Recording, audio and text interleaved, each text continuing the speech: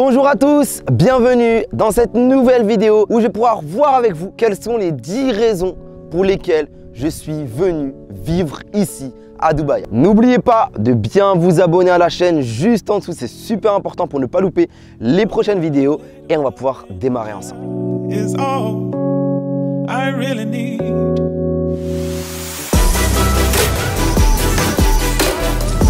va tout exploser ensemble.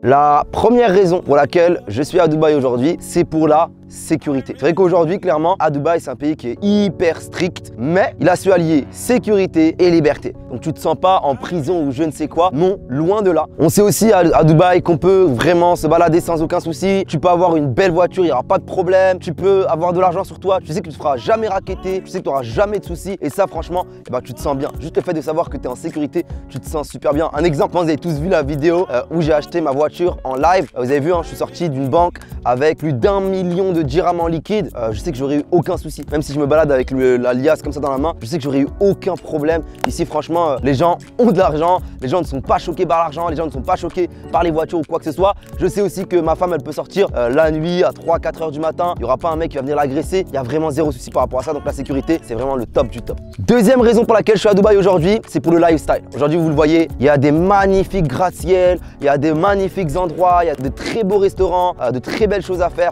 Franchement, moi, je trouve qu'aujourd'hui, le lifestyle, il est là. Ça veut dire que clairement, moi qui aime bien aussi avoir un beau lifestyle, une belle vie, kiffer ma vie, etc. Je sais qu'à Dubaï, c'est un des meilleurs endroits dans le monde où avoir vraiment ce lifestyle. Dans la ville, clairement, tout est joli, tout est magnifique, tout est fait vraiment pour avoir un lifestyle vraiment à son paroxysme. Ça me fait vraiment super plaisir. Il y a des belles piscines, des belles plages. Vraiment, tous les endroits sont superbes à Dubaï. Et d'ailleurs, pour revenir à la troisième raison, c'est aussi et forcément le climat. Ici, il fait chaud toute l'année, on a du beau temps toute l'année, on n'a pas d'orage, on n'a pas de pluie ou je ne sais quoi, c'est très rare. Clairement, toute l'année, tu sais que tu vas kiffer ta vie, tu vas faire beau, que tu vas pouvoir sortir, faire des activités toute la journée. Ça, c'est vraiment magnifique. Après, le seul petit bémol, c'est pendant l'été. C'est vrai que juin, juillet, août, il fait vraiment super chaud. En juillet dernier, par exemple, à Dubaï, c'était vraiment abusé. Carrément, tu te déplaces dans la rue, t'es transpirant, t'es mouillé. Franchement, des fois, c'est abusé. T'as l'impression, je sais pas, t'es en train de te doucher dans la rue et tout. C'est abusé, c'est vraiment n'importe quoi. Mais franchement, le reste de l'année, par exemple, l'été, etc., c'est magnifique. Le soir, il fait super bon. Franchement, c'est un kiff. Après, la chance qu'on a pendant l'été, c'est que même quand il fait trop chaud, franchement, c'est climatisé partout. Tous les immeubles, les centres commerciaux, il y a la clim partout, donc t'es tranquille. Et même dans les voitures, pour les voitures qui ont été construites dans le Golfe, qu'on appelle les GCC, on a même la clim qui est justement adaptée à cette chaleur. Donc la clim est beaucoup plus puissante. Ensuite, la quatrième raison pour laquelle je suis à Dubaï, c'est aussi par rapport aux activités. C'est vrai qu'à Dubaï, il y a plein de choses à faire, donc en fait, tu t'ennuies jamais. Et moi, vous le savez, je suis plein d'énergie, je suis un peu hyperactif, c'est-à-dire que j'ai besoin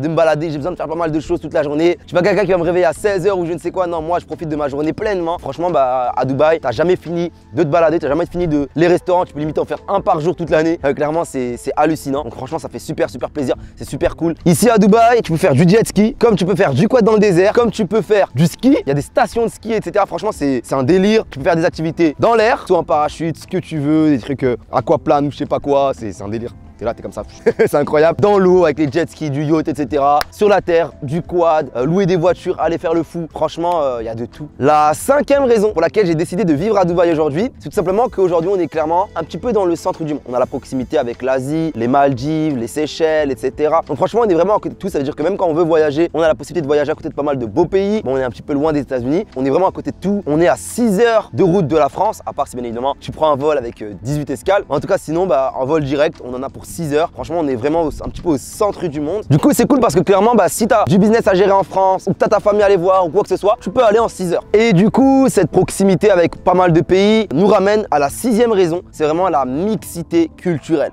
Aujourd'hui, ici à Dubaï, vraiment les cultures sont hyper mixtes. Ça veut dire que clairement, tu peux faire limite un restaurant d'une spécialité différente, limite chaque jour. Tu as du indien, pakistanais, du français, tu as de l'américain, tu as énormément de choses, tu as de tout et tu as franchement de tout. Moi en plus, qui aime manger correctement, qui aime la bonne bouffe, la bonne viande, tu vois ce que je veux dire ou pas? Et clairement ici, je suis au top, hein. Clairement, je suis bien, on me met bien, clairement. Et ce qui est bien ici, c'est que tu rencontres des gens d'un peu tous les pays, un peu toutes les nationalités. Tu peux rencontrer des gens du Moyen-Orient, tu peux rencontrer des Américains, tu peux rencontrer des Européens, des Africains. Il y a vraiment de tout ici. Ensuite, vous le savez, aujourd'hui, si les gens viennent à Dubaï, oui, c'est pour les raisons dont je vous ai citées. Mais pas que ça. Il y a également la question de fiscalité. Clairement, en France, qu'on soit honnête entre nous, on se fait on se fait gifler, on est d'accord. On se fait clairement gifler. Moi, je me rappelle quand j'avais mon entreprise en France, j'étais imposé à 40, 50, voire 60% de ce que je gagnais. Je sais pas si vous imaginez, si vous vous rendez compte. Tu gagnes 1 million d'euros, t'as à peu près la moitié qui est à toi. Donc t'as travaillé comme un fou pour gagner 1 million d'euros, tu te retrouves avec la moitié de 500 000 euros. Je sais pas si vous vous rendez compte. C'est incroyable. Il y a 40 500 taxes, c'est vraiment n'importe quoi. Ici à Dubaï, bah, clairement, on a une chance incroyable, c'est que on est imposé à 0%.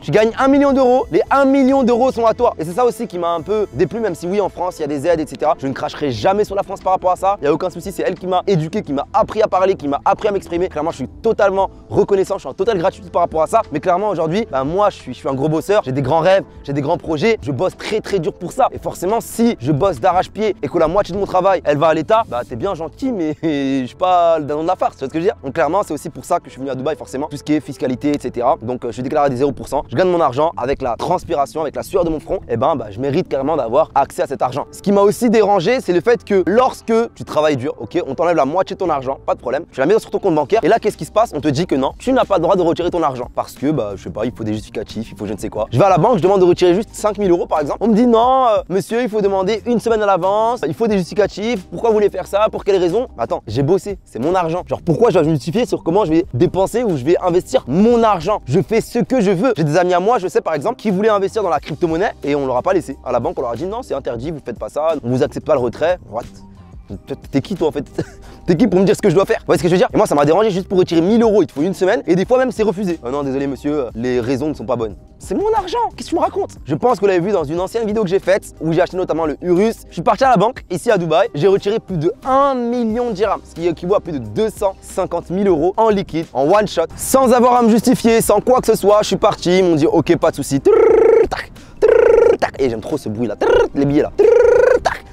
Vous voyez ce que je veux dire ou pas? Et ils ont pas parlé chinois, il n'y a pas de blabla. Et ça franchement ça m'a dérangé parce que quand je suis parti à la banque à Dubaï ici et que j'ai ouvert mon compte, je leur ai dit c'est quoi les limites. On m'a dit limite qu'il n'y avait pas de limite. Donc là j'ai dit attends comment ça se fait? J'aurais expliqué qu'en France il y avait des limites etc. Ils m'ont dit mais what? Is it serious? Are they crazy? Moi je dis ils sont fou quoi. Et en fait j'ai l'impression que Dubaï c'est carrément une autre bulle quoi. Et c'est le monde où tu as la liberté. C'est là où je vous dis encore une fois que Dubaï a su lier cette liberté, cette sécurité et le fait que ce soit un petit peu strict. Et il y a un juste milieu. Donc tu te sens pas en prison, tu te sens vraiment libre. Tu te sens libre malgré le fait qu'il y a pas mal de lois, de règles, etc. Mais c'est pour notre bien. Et franchement, pour moi c'est au top du top. Le 8e point pour lequel aujourd'hui je suis à Dubaï, c'est tout simplement la religion. Moi vous le savez, aujourd'hui je suis de confession musulmane et du coup dans ce pays, c'est un pays musulman. Du coup forcément ce qui est bien c'est quoi? C'est que déjà tout ce qui est nourriture, tout est halal. Alors qu'en France, j'étais obligé de manger du poisson, dans les restaurants c'était compliqué. Au McDonald's, c'était que du filet au fish, filet au fish, filet au fish. Je pense que vous qui mangez des gros Big Mac par exemple, qui me regardez, je pense que vous avez compris la différence entre un filet au fish et un Big Mac. Même si je vous dis la vérité, même ici à Dubaï, je mange que des filets au fish. Je vous dis la vérité parce que moi je suis fidèle. Tu vois ce que je veux dire ou pas? Je suis un mec loyal, tu vois? Je suis un mec loyal moi. Donc je reste fidèle à mon filet au fish. Mais j'aime bien quand même la bonne viande. Donc quand je vais dans un restaurant, une bonne petite côte de bœuf, ça fait pas de mal, ça remplit bien le petit bidou là. C'est ce que je veux dire? Donc clairement, côte de bœuf, etc. Franchement, tout est halal, je peux manger comme je veux. En plus de ça, pour ceux qui pratiquent également, qui sont confession musulmane, qui pratiquent, on a la possibilité également d'avoir des mosquées un peu partout. C'est-à-dire que même dans les centres commerciaux, vous avez des petites mosquées qui ont été construites pour ça justement. Tu es dans le centre commercial, clairement, il y a l'heure de la prière. Nous, c'est important de faire la prière à l'heure. Du coup, ok, super. Tu es dans le mall, pas de souci. Tu vas en bas, tu peux faire tes ablutions s'il y a besoin. Tu fais ta prière et tu peux retourner à ton shopping. Ça, c'est vraiment super cool. Il y a des mosquées un peu partout. Mais il y a également des fêtes qui sont faites. Par exemple, pour l'Aïd, vous savez, j'étais à Dubaï pendant le Ramadan, etc. Et clairement, c'était super top parce que il y avait plein de justement gastronomie orientale qui a été fait justement pour ça. Il y avait des petites fêtes à gauche, à droite. Pendant le Ramadan, il y avait les restaurants qui étaient ouverts jusqu'à 4 h du matin parce que nous, on peut manger jusqu'à à peu près 4 h du matin ici à Dubaï. Ensuite, tu n'as plus le droit de manger jusqu'au lendemain à peu près 18-19 h. Donc clairement, c'était vraiment top. En France, malheureusement, étant donné que c'est pas un pays musulman, du coup, on n'a pas forcément de fêtes. On n'a pas d'événements qui sont mis en place justement pour les musulmans. Et à Dubaï, c'est le cas. Donc franchement, c'est vraiment top. On a vraiment kiffé ce mois de Ramadan notamment. Ce qui est bien ici aussi forcément, c'est le fait qu'on puisse un petit peu, vous voyez, se balader en camis. Si je me balade avec ça en France, je finis au poste de police. Vous le savez, je finis au poste de police. On va dire, j'ai pas envie de dire le mot, mais on va commencer à dire des trucs bizarres. Oh, il a crié Allahu Akbar. Alors que Allahu Akbar, ça veut dire Dieu est grand. Je veux dire, c'est pas une insulte, c'est pas je vais lancer une je sais pas quoi. Non, ici en tout cas à Dubaï, ce qui est sûr, c'est qu'on me dira jamais rien du fait de me balader en camis. En plus, vu qu'il fait chaud, là je suis bien, parce qu'il y a l'air qui passe et comme je suis tout nu en dessous, voilà quoi. Bref, en tout cas la famille, voilà, vous avez compris, tout est carré. Et un petit détail aussi, par exemple, lorsque vous êtes dans des hôtels, carrément dans tous les hôtels, vous avez le droit à un tapis de prière, etc. On voit vraiment qu'on est dans un pays musulman. 9e raison pour laquelle j'ai décidé de vivre ici à Dubaï, c'est tout simplement la mentalité. Pour moi, c'est un des points les plus importants. C'est un des points qui m'a vraiment séduit, c'est la mentalité des gens. Elle est incroyable. Les gens sont tous ouverts d'esprit, les gens sont tous heureux, ils sont contents. Parce que moi, j'en avais marre en France de me balader dans la rue et de voir les gens dans la rue qui boudent, qui font la gueule, qui se plaignent. J'ai fatigué, j'ai le dos cassé, mon patron me respecte. Non, frère! Pourquoi t'es pas content? Les gens ici, même s'ils n'ont pas un travail qui kiffe au plus profond d'eux, ils sont contents, ils sont heureux. Et moi, ça me choque des trucs comme ça. Par exemple, une fois, j'étais à la plage, je suis parti juste m'acheter une petite glace. Il y avait un marchand de glace. Le mec, il était tout content. Hello, il est là, il était là. Oh. On dirait qu'il faisait la fête, on dirait qu'il était, je sais pas, on dirait il était le plus heureux. Et c'est là où on voit que réellement, aujourd'hui, il n'y a pas besoin d'être multimilliardaire ou je ne sais quoi pour être heureux. Des choses simples suffisent. Peut-être que cette personne-là, au fond d'elle, n'est pas heureux, mais au moins, elle fait comme si. Et si elle fait comme si, bah automatiquement, ça va l'impacter positivement parce qu'elle est good vibes. Et qui dit good vibes dit, tu relativises. Et toutes ces personnes-là, c'est des personnes qui sont en gratitude, qui sont reconnaissantes, qui sont toujours positives. Pourquoi? Parce qu'elles savent que dans le monde, il y a des personnes qui aujourd'hui meurent de faim, qui ont des plus gros problèmes, etc., etc. Or, bah, tu peux pas te plaindre.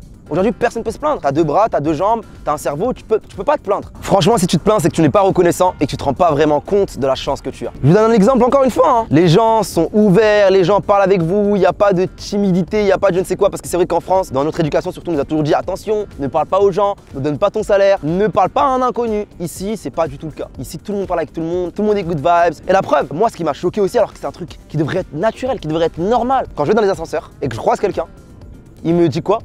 Hello, how are you? Good morning, how are you? Good afternoon, how are you? En France, vous avez déjà vu quelqu'un qui rentre dans un ascenseur ou qui vous voit dans la rue qui vous dit bonjour, comment allez-vous? Bonjour, comment vous allez? Mais jamais de la vie. Si tu dis bonjour déjà, c'est incroyable, tu dis mais attends, il me connaît ou pas le gars? Si toi tu dis bonjour à quelqu'un, il va te dire on se connaît. Et encore plus, tu dis bonjour, ça va? Vous êtes qui? Juste ça, c'est un petit détail, mais je vous jure que pour moi, ça fait la différence. Je me suis dit, mais attends, la personne vient, elle te demande des news, hello, et des fois, ça tape une discussion en plein ascenseur. La personne, tu la connais pas, mais elle tape une discussion. Hello, how are you? I'm good and you? Yeah, oh, it's so hot today, yeah. Yeah, it's so hot, yeah, Dubai, this is Dubai life. Et après, boum, boum, boum. Et là, on revient à quoi? On revient au 10e point. Ton réseau peut augmenter tellement facilement. À Dubaï, tu peux avoir une liste de contacts, mais tellement énorme et tellement facilement parce que tout le monde est ouvert d'esprit, tout le monde est ambitieux, tout le monde parle business, ils ont pas peur. En France, tu parles business, oh, il y a de l'arnaque, oh, c'est une escroquerie, oh, tu veux m'arnaquer, oh, si c'était aussi facile, tout le monde serait riche. Les gens ne pensent qu'à trouver des excuses en France. Les gens ne pensent qu'à perdre. Ouais, mais moi, j'ai perdu mon argent, ouais, mais blabla. Les gens sont tellement proches de l'argent et malheureusement, plus tu es proche de ton argent, moins tu feras d'argent. C'est ça le secret en réalité. Et malheureusement, bah, c'est ça qui m'a aussi déplu en France, c'est que je parlais de business, moi, j'étais quelqu'un d'hyper ambitieux et c'est très difficile en France de trouver des gens qui ont la même vision que toi. Une vision d'entrepreneur, une vision où tu as envie de chercher sa liberté financière, une vision où tu as envie de mettre tes parents à l'abri, une vision où tu as envie de voyager à travers le monde, une vision où tu as envie de profiter de ta vie à 100%. Comme je le dis souvent, on n'est pas dans Mario Bros, on n'a qu'une vie et j'ai l'impression qu'en France, bah, ils ont 4 vies.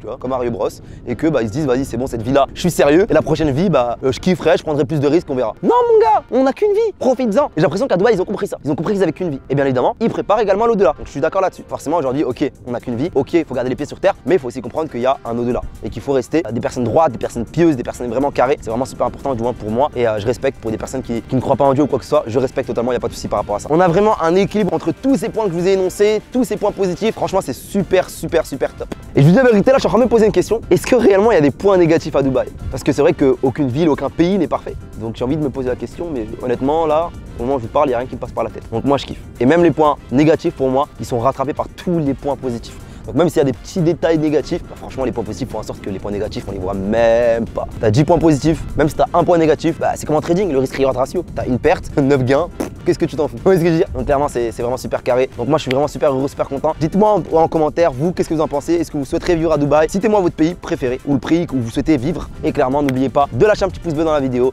de vous abonner à la chaîne et on se retrouve très bientôt pour une nouvelle vidéo.